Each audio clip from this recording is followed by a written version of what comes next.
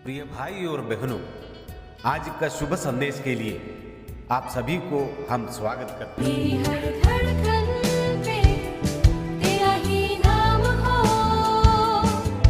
हर सांस की हो तू बचा, मेरी हर सुबह की तू शुरुआत हो, एहसास में हो तू बसा, मेरी हर धड़कन पे तेरा ही नाम हो, हर सांस की हो तू बचा, मेरी हर सुबह की तू शुरुआत हो, एहसास में हो तू बसा। आज का संदेश ब्रदर सत्यराज अंगलेश्वर से बांटा जाएगा। प्रार्थना के साथ सुनिए। प्रभु के नाम की स्तुति हो।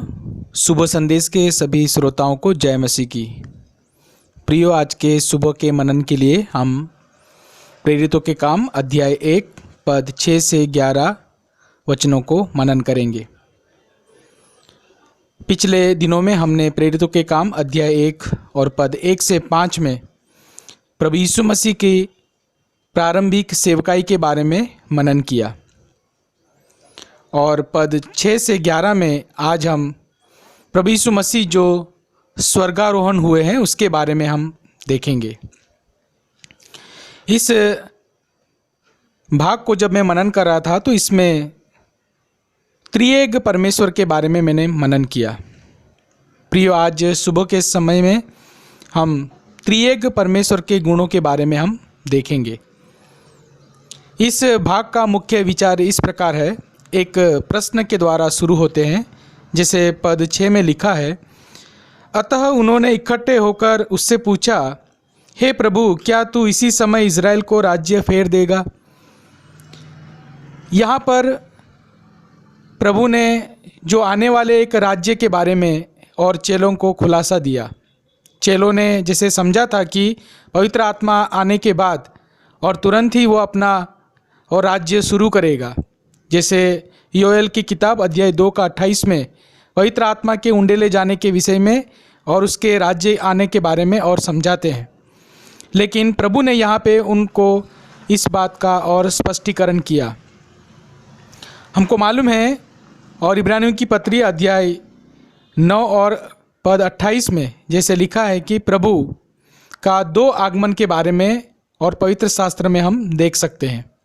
पहले आगमन में प्रभु पापियों को और ढूंढकर इस जगत में आए और 2022 साल पहले प्रभु यीशु मसीह ने अपना जान कलवरी क्रूस पे दिया और मृत्यु हुआ और उसको गाड़ा गया और तीसरे दिन सजीवन होकर और आज स्वर्ग में विराजमान है और जाते जाते उसने इस प्रकार कहा कि मैं फिर वापस आऊँगा। तो प्रभु यीशु मसीह के जो दूसरे आगमन के 2 और चरण को हम और देख सकते हैं। पहले चरण में प्रभु और मंडली को और लेने के लिए आते हैं। फिर उसके बाद इस पृथ्वी पर 7 साल का एक पीड़ा काल को हम देखते हैं। पीड़ा काल समाप्त होने के बाद और हम और फिर प्रभु के साथ इस जगत में, इस पृथ्वी में, और जिस जैतून पहाड़ से प्रभु गए हैं उसी जैतून पहाड़ पर और वापस और आते हैं। तो जैसे प्रभु और आते हैं तो जो पहाड़ और 2 भाग हो जाते हैं। जकरिया की किताब में इस बातों को हम और देख सकते हैं। और उसी दिन से हम देखते हैं कि प्रभु अपना और 1000 साल का राज्य और शुरू करते हैं। उस 1000 साल के राज्य के संबंध में चेलों को जो उलझन थी उसको प्रभु ने और दूर किए। लेकिन साथ साथ में और ये त्रिएक परमेश्वर का एक बातें भी और प्रभु ने उधर समझाए हैं। प्रियो, आज सुबह के समय में हम उसी भाग को हम विचार करें। पहली बात है कि पद और 7 में जैसे लिखा है, उसने उनसे कहा, उन समयों का कालों को जानना जिसको पिता ने अपने ही अधिकार में रखा है तुम्हारा काम नहीं। इधर सर्वज्ञानी परमेश्वर के बारे में, पिता के बारे में हम देख सकते हैं और वो सब बातों को और जानने वाला, समझने वाला, परखने वाला और पिता है। जैसे व्यवस्था विवरण अध्याय 29 का 29 में लिखा है, गुप्त बातों हमारे परमेश्वर के वश में है। और वही दानियल 2:21 में लिखा है कि समयों और ऋतु को वही बदलता है, राजाओं का अस्त होना और उदय होना उसके हाथ में है, बुद्धिमानों को बुद्धि और समझने वालों को समझ वही और देते हैं। इसके लिए वो सर्वज्ञानी और परमेश्वर पिता को हम और देख सकते हैं। एक बार और जो जब्दी के पुत्र की माँ ने आकर प्रभु से कहा यूहन्ना और याकूब के संबंध में कि तेरा राज्य आएगा तो मेरे ये दोनों पुत्रों को दाहिनी और बाएं ओर बिठाना, तब प्रभु ने तुरंत उससे कहा कि ये मेरा काम नहीं, ये तो पिता के और अधिकार में है किसको बिठाना और किसको किस प्रकार रखना। इसके लिए एक बात हम देख सकते हैं प्रियो कि हमारा जो पिता है और सर्वज्ञानी और परमेश्वर पिता है, आज सुबह के समय में हम उसको हम और धन्यवाद करें, सर्वज्ञानी और पिता को हम और धन्यवाद करें। दूसरा एक विषय हम इस प्रकार देख सकते हैं कि ये जो और जो कुछ भी समय के बारे में जो बताना है, जो खुलासा करना है, वो सब पुत्र के द्वारा परमेश्वर पिता और प्रकट करते हैं। जैसे जो बातें गुप्त में रखते हैं तो समय आते तो और पुत्र में वो प्रकट करते हैं। जैसे एफेसियों की पत्री अध्याय 1:10 में लिखा है कि समयों के पूरे होने का ऐसा प्रबंध हो कि जो कुछ स्वर्ग में हो और पृथ्वी पर हो प्रभु यीशु मसीह में और एकत्रित करे। इसके लिए पिता को हम धन्यवाद दें। दूसरा जो त्रिएक परमेश्वर में और प्रभु यीशु मसीह के बारे में हम और देखते हैं, जैसे लास्ट कलम में लिखा है 11 कलम में, और जैसे प्रभु ऊपर जाते हैं तो जाते समय उसने इस प्रकार कहा कि और मैं वापस आऊँगा। हमारा प्रभु और दोबारा आने वाले प्रभु है। जैसे और हमारा प्रभु सच्चा और न्यायी प्रभु है। इस जगत में जब हम आएंगे प्रभु के साथ तो हम न्याय करने के लिए आते हैं। हो सकता है कि इस वर्तमान समय में हमारा न्याय ठीक से ना होता हो, लेकिन न्याय करने का काम प्रभु ने हमको सौंपे हैं। जैसे 1 कोरिन्थियों अध्याय 6:3 में लिखा है, पवित्र लोग और इस जगत का और स्वर्गदूतों का न्याय करेंगे। प्रभु यीशु मसीह के राज्य में हम चैन से जिएंगे, इतना भी नहीं, और हम और ठीक से और न्याय करेंगे। ये बातें भी और प्रभु ने हमारे लिए दी है, तो हम प्रभु को धन्यवाद दें। और तीसरी एक बात हम देख सकते हैं पवित्र आत्मा के बारे में। जैसे पद 8 में लिखा है कि जो पवित्र आत्मा आएगा तो तुम सामर्थ्य पाओगे और चारों दिशाओं में तुम मेरे गवाह ठहरोगे।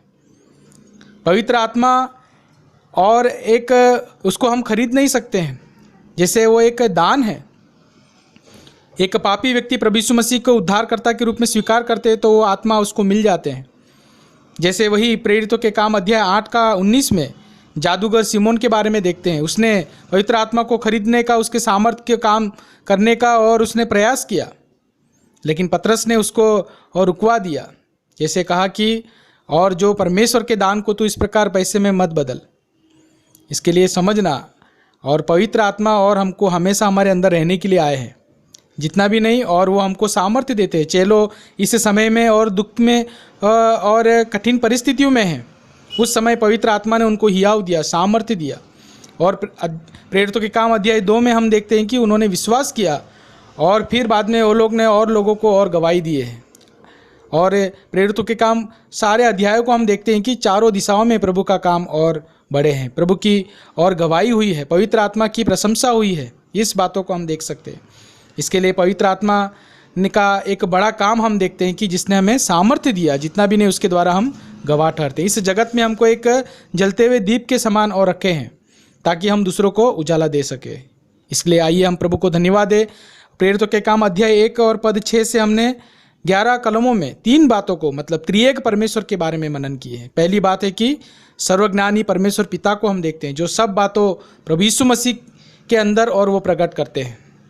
दूसरी बात हम देखते हैं कि प्रभु यीशु मसीह के बारे में, जो शीघ्र और आने वाले हैं इस जगत में और हमको भी न्याय की बातें देने वाले हैं। तीसरी बात हमने देखा कि पवित्र आत्मा जो हमेशा हमारे साथ रहने के लिए आते हैं, उसके सामर्थ्य के द्वारा हम और लोगों को हम गवाही देते हैं। आइए इसी वचनों से हम प्रभु को धन्यवाद दें, उसके नाम की महिमा हो।